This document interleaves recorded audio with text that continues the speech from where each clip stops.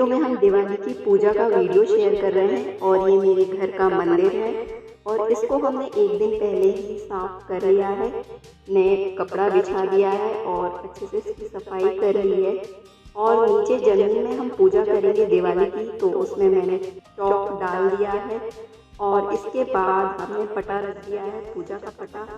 आप चाहे तो लकड़ी का पटा भी यूज़ कर सकते हैं। और इसके ऊपर हमने लाल कपड़ा बिछा दिया है और इसके बाद हम लक्ष्मी जी और गणेश जी की इस पर स्थापना करेंगे। ये मेरे घर के परमानेंट लक्ष्मी जी गणेश जी है जो मैंने पिछले साल खरीदे थे चांदी के। और अगर आपके पास चांदी के ना हो तो आप मिट्टी के जो मार्केट में मिलते हैं लक्ष्मी जी गणेश जी, उसकी भी स्थापना करके और उनकी पूजा कर सकते हैं।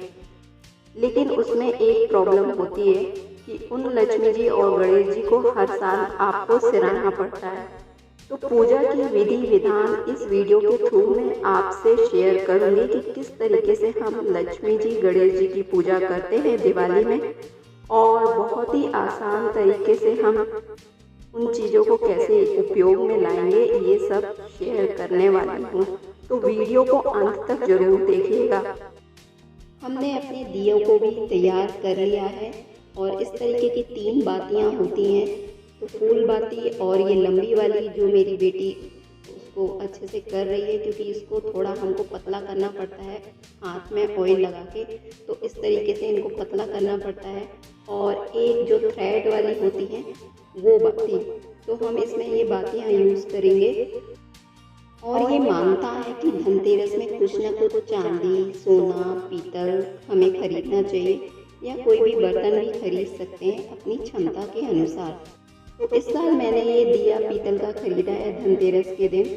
और इस तरीके से हमारी पूजा की तैयारी हो चुकी है और ये मैंने कलश की स्थापना की है और सारी जो सामग्री है उसको भी हमने सजा लिया है, क्योंकि पूजा के समय हमें बार बार उठना ना पड़े। ये पूजा की विधि है कि हमें पूजा का सामान एकत्रित कर लेना चाहिए, उसके बाद ही हमें पूजा स्टार्ट करनी चाहिए। तो देखिए हमने फल, फूल, गौर, गणेश, मिष्ठान, आरती और दिए जो है वो भी रेडी कर लिए, तैयार कर लिए ऑयल वगैरह डाल के। तो इसके बाद हम पूजा शुरुआत करेंगे। तो उससे पहले हम पूजा के बारे में कुछ जान लें। पूजा हमारे मन को सुख शांति प्रदान करता है, साथ ही साथ हमारे घर में भी सुख शांति प्रदान करता है और पूजा सभी को करनी चाहिए। ये साइंटिफिक रीज़न से भी प्रूफ है। हमारे मन को एकत्रित भी करता है। तो ये पूजा का मेन उद्देश्य है। और हवन भी जरूर करना चाहिए। जो भी बड़ी पूजा करते हैं जैसे दिवाली, नवरात्रि, जन्माष्टमी, तो इसमें हवन का बहुत ज़्यादा महत्व है। तो वीडियो को अंत तक जरूर देखिएगा, क्योंकि इसके बारे में और भी बहुत सारी जानकारी आपके साथ देना चाहती हूँ। तो देखिए, सबसे पहले हमको पवित्रम पवित्रम बोल के 3 बार शुद्ध कर लेना चाहिए अपने आप को। और इसके बाद पूजा के कुछ विधि हैं जो हमें हिंदू धर्म में अपनाना चाहिए। वो है सबसे पहले कलश की पूजा, गौर गणेश की पूजा, उसके बाद मूर्ति पूजा, और उसके बाद जो भी हम चढ़ाते हैं कलश को, गौर गणेश को, मूर्ति को, वो सब चढ़ाने के बाद हम हवन करते हैं, फिर आरती करते हैं। तो ये सब प्रोसेस में टाइम लगता है, तो मैंने पूरी पूजा आपके साथ शेयर नहीं की है। तो पूजा के बाद का ये दिखा रही हूँ। जो भी लक्ष्मी जी को पसंद है आप ज़रूर चढ़ाएं, अर्पित कीजिए, क्योंकि हम सब कुछ नहीं जानते। जो हमारे बड़े लोगों ने हमको सिखाया है वही सब हम अपनी नेक्स्ट जनरेशन को दे सकें। इतना तो वो नहीं कर पाएंगे, लेकिन जो भी वो कर पाएँ अपने मन से, श्रद्धा से, भक्ति से, वो हमारे थ्रू हम अपनी जनरेशन को भी आगे बढ़ा सकें, दे सकें। तो लक्ष्मी जी को जो कमल पुष्प पसंद है वो हमने रख लिए हैं और सारी मिठाइयाँ हैं, हवन है, सारा कुछ हमने चढ़ा दिया है, श्रीफल चढ़ा दिया है। फल, फूल और नैवेद्य आप जो भी चढ़ाएं अपनी श्रद्धा भक्ति से, जो भी क्षमता के हिसाब से आप पूजा करें। ज़रूरी नहीं कि हर चीज़ जो मैंने चढ़ाई है आप वो चढ़ाएं।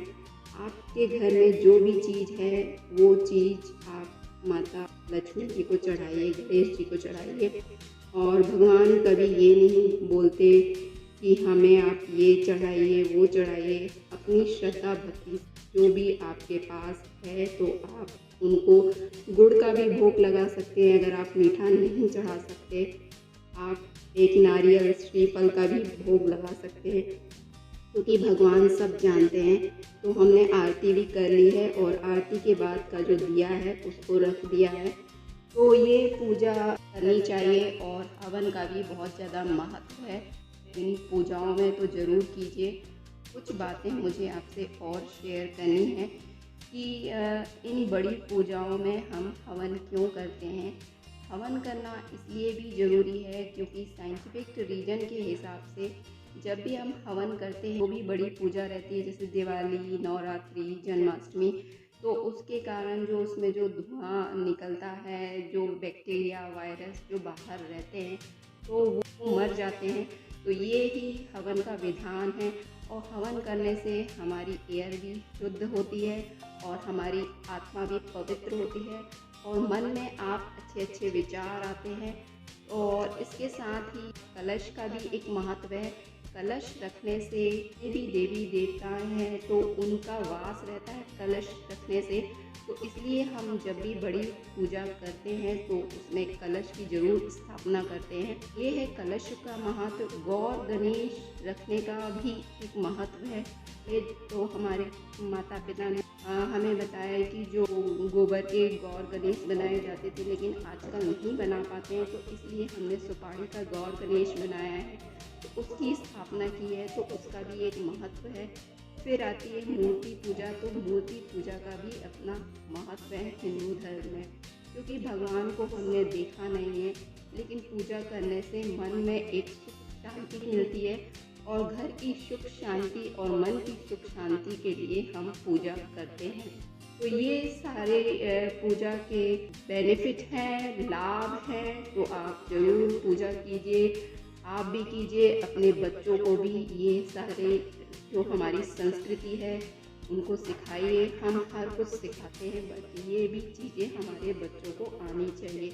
अब आप देख रहे हैं ये जो सारी जो सामग्री है नेक्स्ट डे जो हम दिखा रहे हैं, मैंने दिए उठा लिए हैं। साथ ही साथ ये कौड़ी जो है इनको हम लाल कपड़े में बांध लेंगे और लाल कपड़े में बांधने के बाद इसको जहाँ आप अपने पैसे रखते हैं, तिजोरी है, तो उन कौड़ियों को आप रख दीजिए।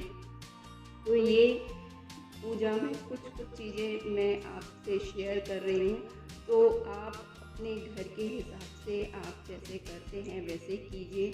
तो इसमें मैंने हल्दी लगा के ये कौड़ियों की पूजा की है। तो और ये हल्दी की गांठ और गौर गणेश हमने बनाए, इसको भी एक लाल कपड़े में अच्छे से लपेट के इसको भी तिजोरी में रख सकते हैं या इसको आप सिरा सकते हैं।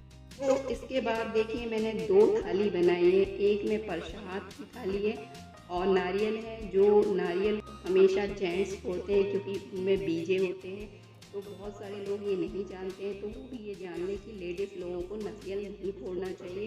अब इसके बाद हमने पट्टे को उठा लिया है और जो हमने चौक पूरा था वो हटा लेंगे। और इसके बाद जो हमने कलश की स्थापना की थी उसको भी निकाल लेंगे।